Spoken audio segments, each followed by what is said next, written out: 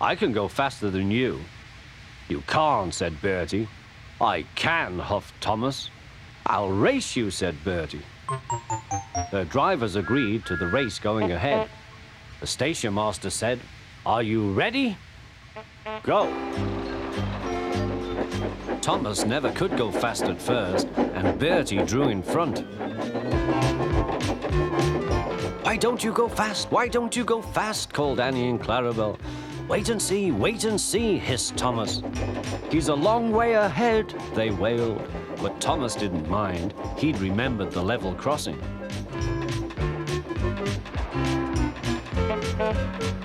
There was Bertie fuming at the gates, while they sailed gaily through. "Goodbye, Bertie," called Thomas. Then they had to stop at the station to let off passengers. "Pip, pip, pip! Quickly, please," called Thomas. And off they went again. Come along," sang Thomas. We're coming along," sang Annie and Clarabel. Hurry, hurry, hurry," panted Thomas. Then he looked ahead. There was Bertie tooting triumphantly on his horn. "Oh, dearie me," groaned Thomas. "Steady, Thomas," said his driver. "We'll beat Bertie yet." "We'll beat Bertie yet, echoed Annie and Clarabel. We'll do it, panted Thomas. "Oh, bother, there's a station." "Oh dear," thought Thomas, "we've lost." But he felt better after a drink. The signal dropped. "Hurrah, we're off! Hurrah, we're off!" puffed Thomas.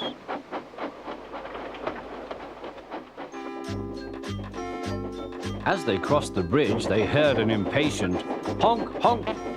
There was Bertie waiting at the traffic lights. He started with a roar and chased on after Thomas again. Now Thomas reached his full speed.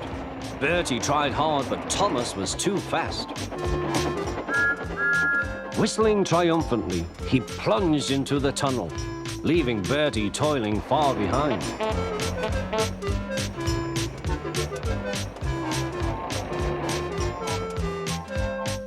I've done it, panted Thomas. We've done it, hooray, chanted Annie and Clarabel as they whooshed into the last station.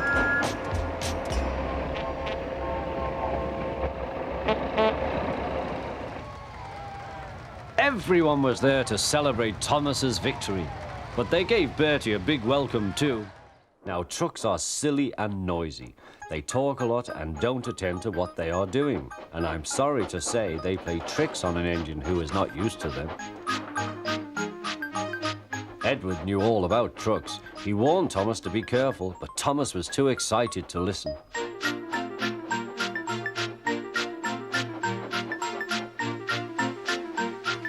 The shunter fastened the coupling, and when the signal dropped, Thomas was ready. The guard blew his whistle. "Peep, peep," answered Thomas and started off. But the trucks weren't ready. Oh, they screamed. "Wait, Thomas, wait." But Thomas wouldn't wait. Come on, he puffed. All right, don't fuss. All right, don't fuss, grumbled the trucks.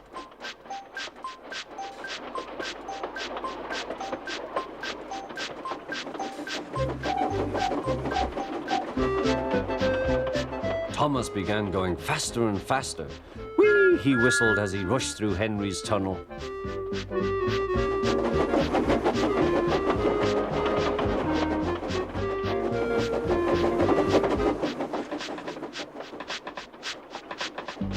Hurry, hurry, called Thomas. He was feeling very proud of himself, but the trucks grew crosser and crosser.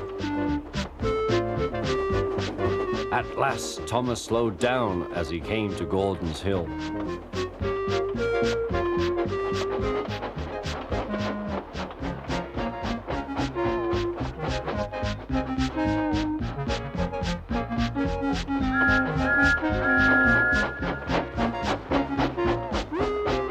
"Steady now, steady," warned the driver as they reached the top. He began to put on the brakes. We're stopping, called Thomas. No, no, no, no, answered the trucks, bumping into each other. Go on, go on. Before the driver could stop them, they had pushed Thomas down the hill and were rattling and laughing behind him. Poor Thomas tried hard to stop them from making him go too fast. Stop pushing, he hissed, but the trucks took no notice. Go on, they giggled in their silly way.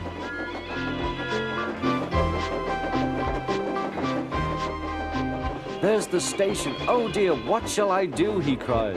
He rattled straight through and swerved into the goods yard. Thomas shut his eyes. I must stop.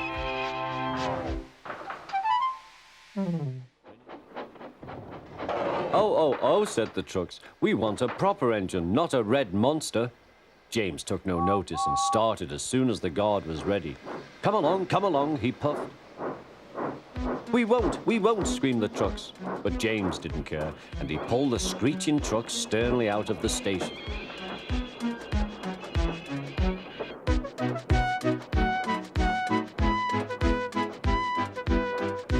The trucks tried hard to make him give up, but he still kept on. Sometimes their brakes would slip on, and sometimes their axles would run hot, and each time the trouble had to be put right. And each time James would start again, determined not to let them beat him. Give up, you can't pull us, you can't, called the trucks. I can and I will, puffed James, and slowly but surely he pulled them along the line. At last they saw Gordon's Hill. Look out for trouble, James, warned his driver. We'll go fast and get them up before they know it. Don't let them stop you. So James went faster, and soon they were halfway up. I'm doing it, he panted. Will the top never come? Then, with a sudden jerk, it all came easier. I've done it, he puffed. Hooray! It's easy now. But his driver shut off steam. They've done it again. We've left our tail behind. Look. The last trucks were running backwards down the hill. The coupling had snapped. But the guard stopped the trucks and got out to warn approaching engines. That's why it was easy, said James, as he backed the other trucks carefully down. What silly things trucks are. There might have been an accident. Shall I help you, James? Called Edward. No, thank you, answered James. I'll pull them myself. Good. Don't let them beat you. You're doing well, whistled Edward, as James slowly struggled up the hill. I can do it, he puffed. He pulled and puffed as hard as he could. I've done it, he panted.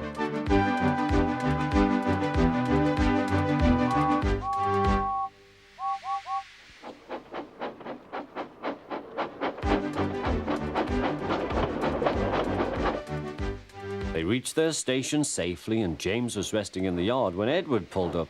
Peep, peep, he whistled. Then James saw the fat controller. Oh dear, what will he say, he asked himself. But the fat controller was smiling. I was in Edward's train and I saw everything, he said. You've made the most troublesome trucks on the line behave.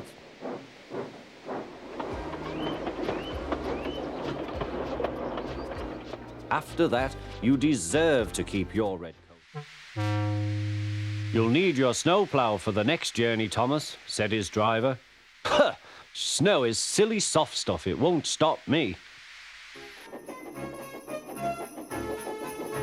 The snowplow was heavy and uncomfortable and made Thomas cross. He shook it and he banged it, and when they got back, it was so damaged that the driver had to take it off. You're a very naughty engine, he said to Thomas. Next morning, Thomas's driver and fireman came early and worked hard to mend the snowplow, but they couldn't make it fit.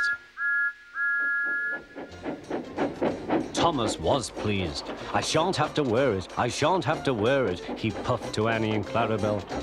But they were rather worried. I hope it's all right, they whispered to each other. The driver was worried too.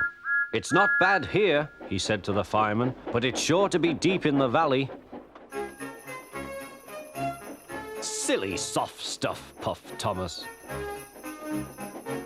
I didn't need that stupid old thing yesterday, and I shan't today. Snow can't stop me. He rushed into a tunnel thinking how clever he was, but there was trouble ahead. Cinders and ashes, said Thomas. I'm stuck. And he was. Back, Thomas. Back, said his driver. Thomas tried, but his wheels spun and he couldn't move. The guard went back for help, while everyone else tried to dig the snow away. But as fast as they dug, more snow slipped down until Thomas was nearly buried. Oh, my wheels and coupling rods! I shall have to stop here till I'm frozen. What a silly engine I am! And Thomas began to cry.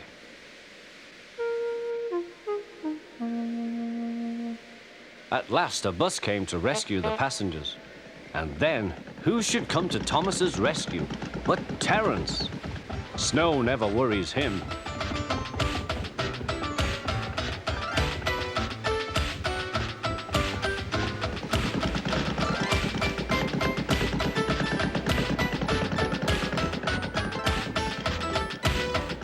He pulled the empty coaches away, then came back for Thomas. Thomas's wheels were clear, but still spun when he tried to move. Terence tugged and slipped and slipped and tugged, and at last dragged Thomas clear of the snow, ready for the journey home. Percy was left alone. He didn't mind that a bit. He liked watching trains and being cheeky to the other engines. Hurry, hurry, hurry, he would call, and they got very cross.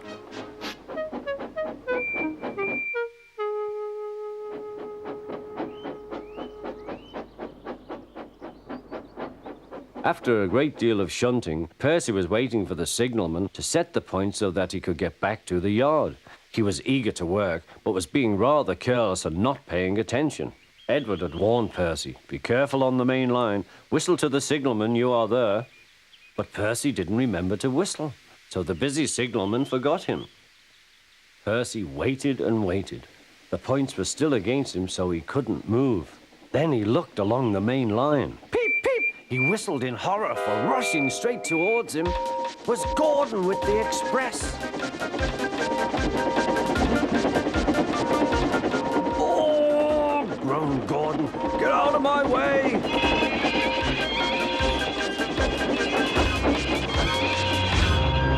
Percy opened his eyes. Gordon had stopped with Percy's buffers a few inches from his own. But Percy had begun to move. "I won't stay here. I'll run away," he puffed.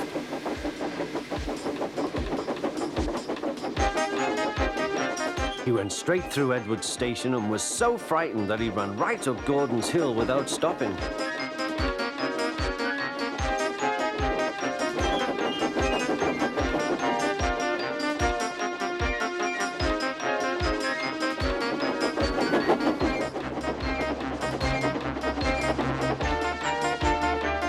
After that, he was tired, but he couldn't stop. He had no driver to shut off steam and apply the brakes. "I want to stop, I want to stop," he puffed. The man in the signal box saw Percy was in trouble, so kindly set the points. Percy puffed wearily onto a nice empty siding, ending in a big bank of earth.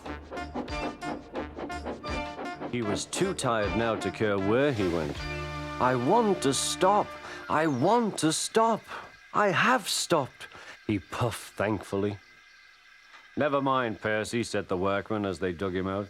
"You shall have a drink and some coal, and then you'll feel better." Presently, Gordon arrived. "Well done, Percy. You started so quickly that you stopped a nasty accident."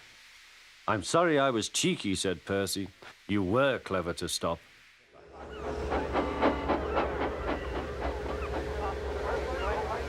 Henry was ready at 5 o'clock. There was snow and frost. Men hustled and shouted, loading the vans with crates of fish. The last door banged, the guard showed his green lamp. The Flying Kipper was ready to go.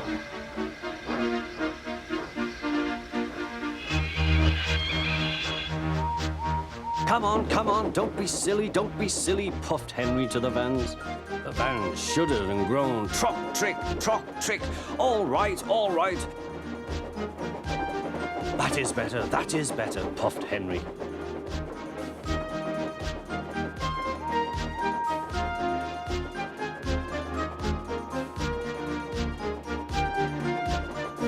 Clouds of smoke and steam poured from his funnel into the cold air, and the fire's light shone brightly.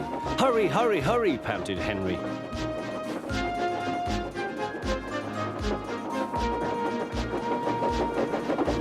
They were going well. The light grew better. Signal light shone green as they passed. Then a yellow signal appeared ahead. His driver prepared to stop, but the home signal was down. All clear, Henry. Away we go. They couldn't know the points from the main line to a siding were frozen, and the home signal should have been set at danger, but snow had forced it down. A goods train was waiting in the siding to let the Flying Kipper pass, and the driver and fireman were drinking cocoa in the brake van. "The Kipper is due," said the guard. "Who cares?" said the fireman. "This is good cocoa." The driver got up. "Come on, fireman, back to our engine."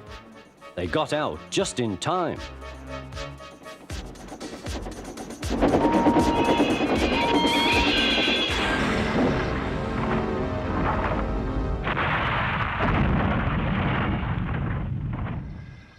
Henry's driver and fireman had jumped clear before the crash, but Henry lay dazed and surprised.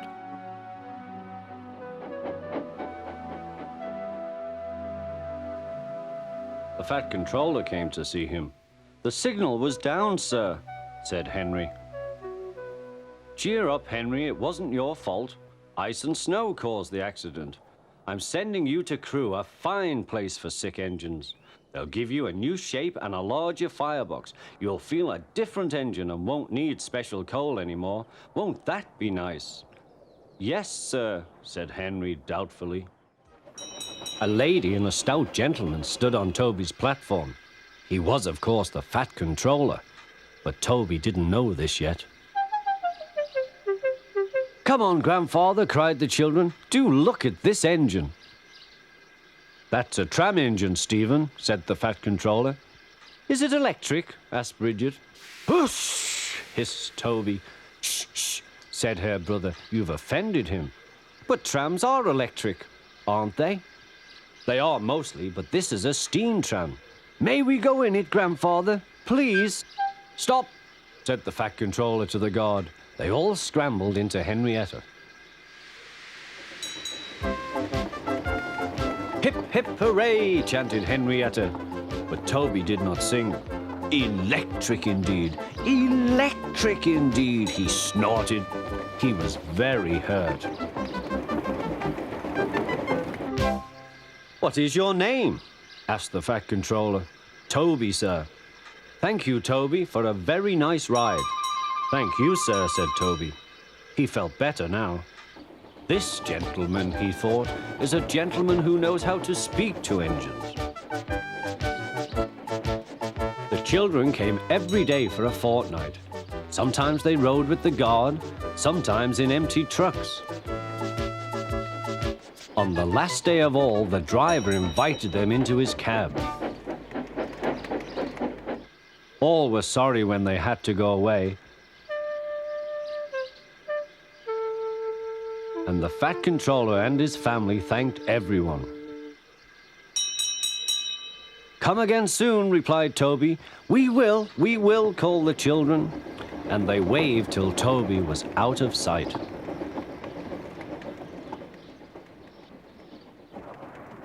The months passed. Toby had few trucks and fewer passengers. "Our last day, Toby," said his driver one morning. "The manager says we must close tomorrow." That day, everyone wanted the chance of a last ride. The passengers joked and sang, but Toby and his driver wished they wouldn't.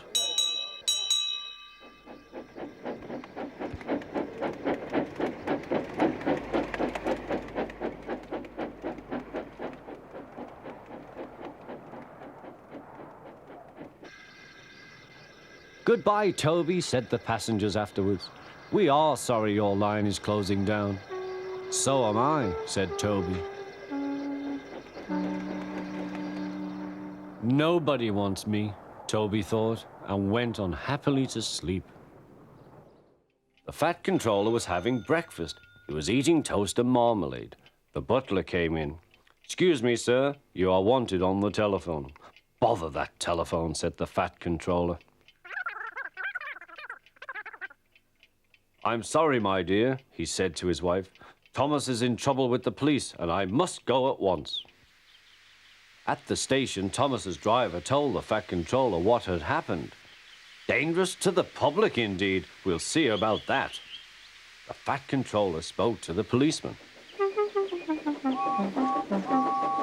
But however much he argued with him, it was no good. The law is the law, he said, and we can't change it. The Fat Controller felt exhausted. I'm sorry, driver, he said. It's no use arguing with policemen. We will have to make those cowcatcher things for Thomas, I suppose. Everyone will laugh, sir, said Thomas. They'll say I look like a tram. The Fat Controller stirred. Then he laughed. Well done, Thomas. Why didn't I think of it before? We want a tram engine. When I was on my holiday, I met a nice little engine called Toby. He takes trucks from the farms, but the lorries are taking over most of his work and he needs a change. He has cow catchers and side plates. I'll write to his controller at once.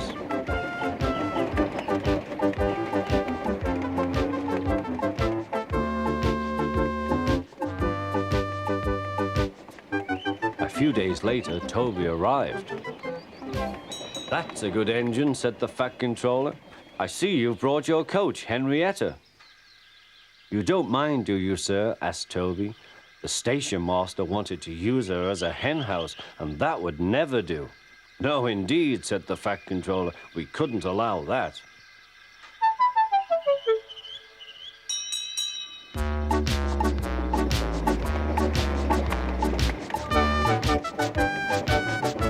Toby made the silly trucks behave even better than Thomas did.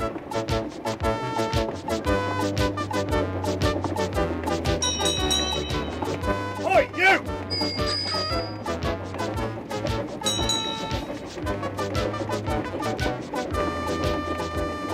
At first, Thomas was jealous, but he was so pleased when Toby rang his bell and frightened the policeman, they've been firm friends ever since.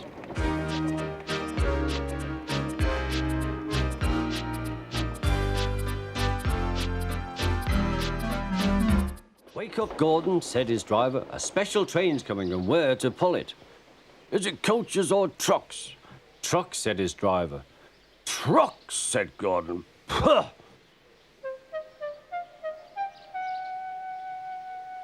Gordon's fire was slow to start, so Edward had to push Gordon to the turntable to get him facing the right way.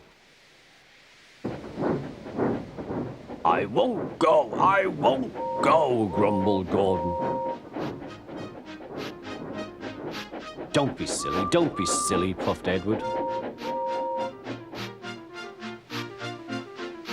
At last Gordon was on the turntable. The movement had shaken his fire. It was now burning nicely and making steam. Gordon was cross and didn't care what he did. He waited till the table was halfway round. I'll show them, he hissed. He moved slowly forward to jam the table, but he couldn't stop himself and slithered into a ditch. Ooh, she hissed. Get me out! Get me out! Not a hope, said his driver and fireman. You're stuck, you silly great engine. Don't you understand that? They telephoned the Fat Controller. So Gordon didn't want to take the special train and ran into a ditch. What's that you say? The special's waiting? Tell Edward to take it, please. And Gordon? Oh, leave him where he is. We haven't time to bother with him now. On the other side of the ditch, some little boys were chattering. Coo, doesn't he look silly? They'll never get him out. They began to sing. Silly old Gordon fell in a ditch, fell in a ditch, fell in a ditch. Silly old Gordon fell in a ditch, all on a Monday morning. Gordon lay in the ditch all day. Oh dear, he thought, I shall never get out.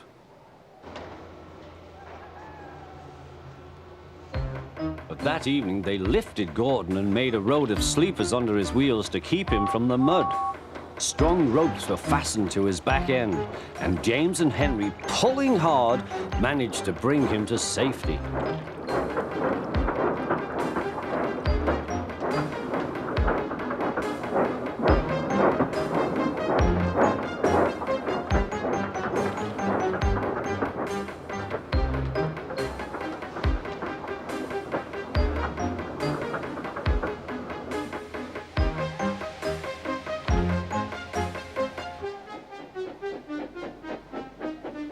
Late that night, Gordon crawled home, a sadder and wiser engine.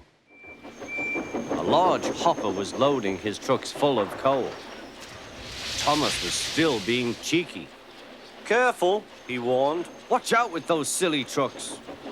Go on, go on, go on, muttered the trucks. And by the way, went on Thomas, those buffers don't look very safe to me. The last load poured down. Help! I'm choking! Cried Thomas. Get me out! Percy was worried, but he couldn't help laughing. Thomas's smart blue paint was covered in coal dust from smoke box to bunker. Ha ha, chuckled Percy. You don't look really useful now, Thomas. You look really disgraceful. I'm not disgraceful, choked Thomas. You did that on purpose. Get me out.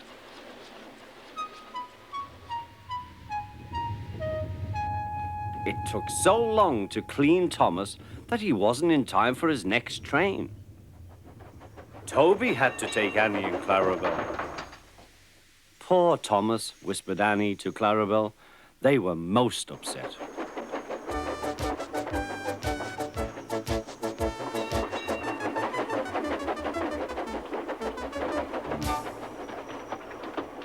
Thomas was grumpy in the shed that night. Toby thought it a great joke, but Percy was cross with Thomas for thinking he had made his paint dirty on purpose. Fancy a really useful blue engine like Thomas becoming a disgrace to the Fat Controller's railway. Next day, Thomas was feeling more cheerful as he watched Percy bring his trucks from the junction. The trucks were heavy and Percy was tired.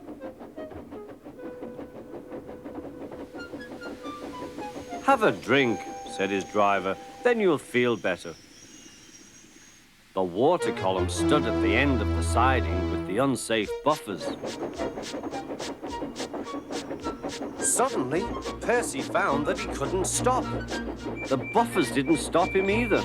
Oh, wailed Percy, help! The buffers were broken and Percy was wheel deep in coal. It was time for Thomas to leave. He had seen everything. Now Percy has learned his lesson too, he chuckled to himself.